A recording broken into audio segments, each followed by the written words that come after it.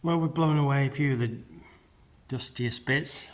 It's no oil painting, but it's a lot better and it can breathe a little bit better than it did. And now I've got to do something which I've been putting off.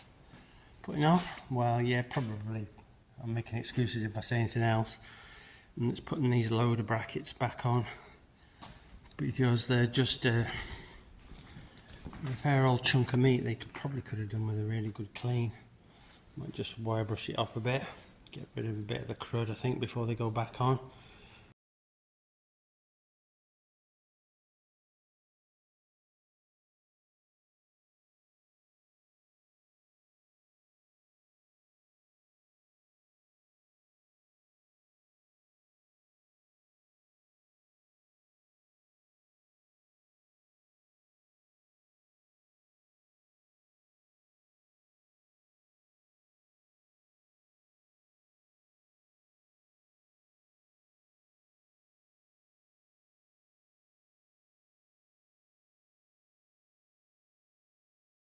Well, that's the first one on.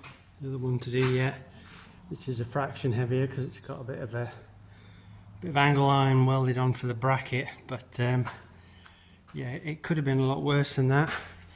I used this trolley jack just to get the final adjustments when I got it moulded into somewhere else. A bit of hardwood is a prop to put up, but luckily I managed to get one end in so they got one bolt in.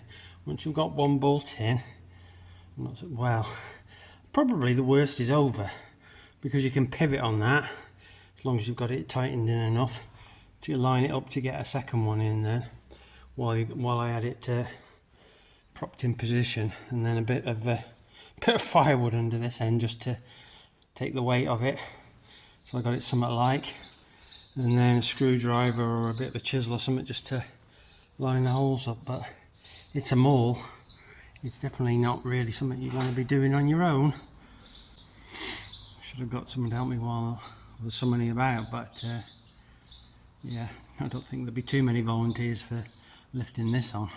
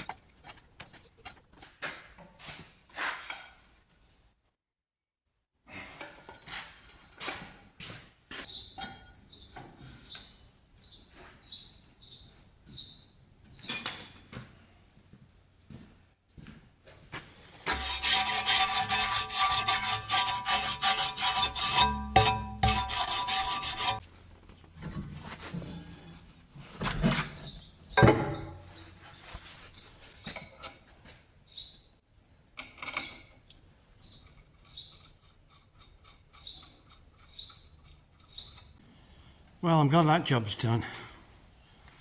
To be honest, I was expecting it to be worse, but it's still a maul, but they're both on.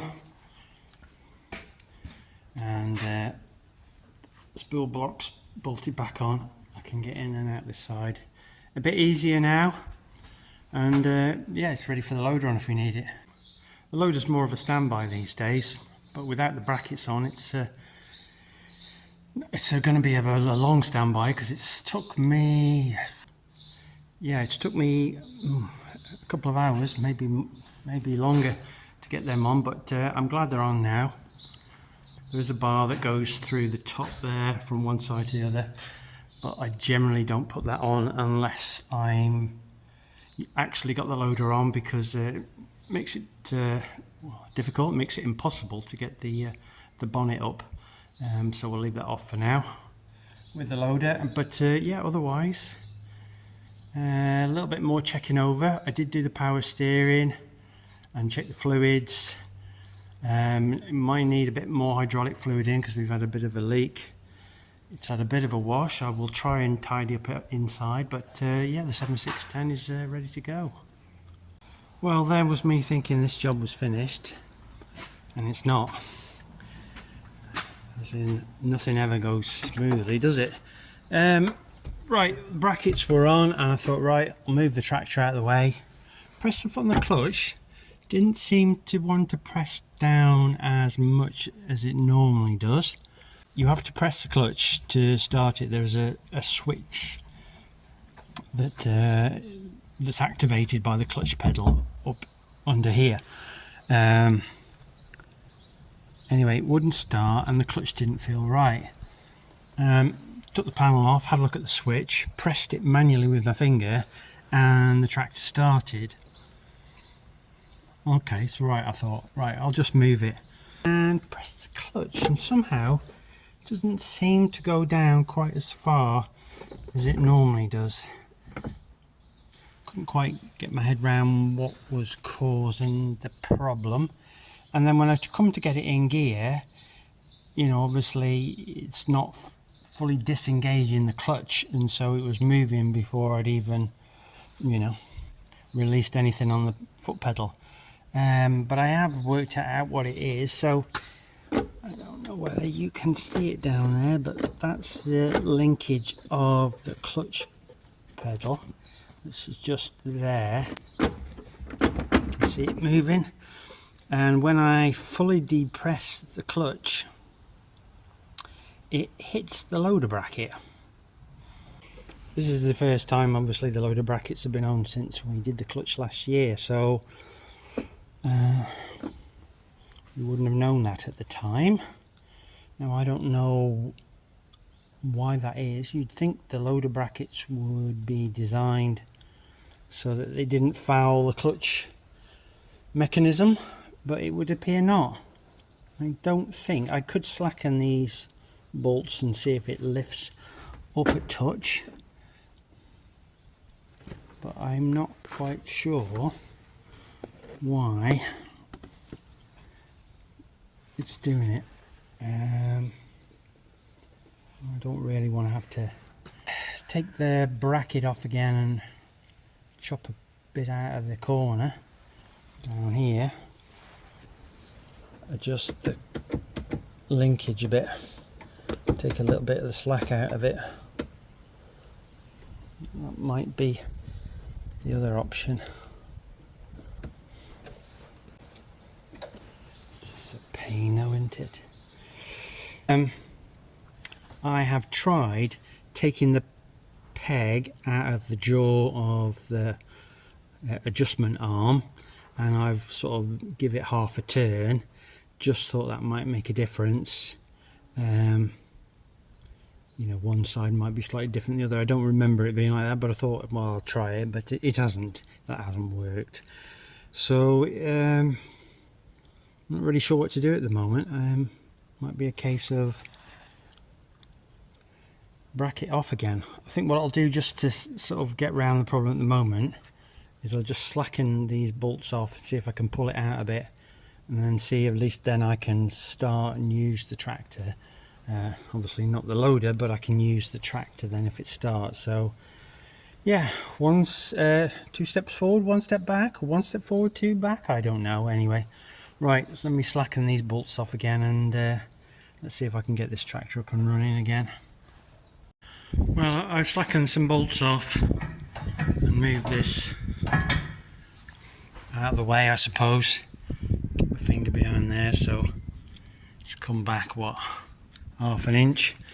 And yeah, and the clutch is fine now, and it starts fine. So might be a case of taking it off altogether, but not today. And then might have a word with the mechanic. The best idea might be to grind off a bit off this bracket at the back. I can try and mark where it's fouling, as it were. But yeah, God dear, who would expect that, eh? Right, I'll come back to you on this one.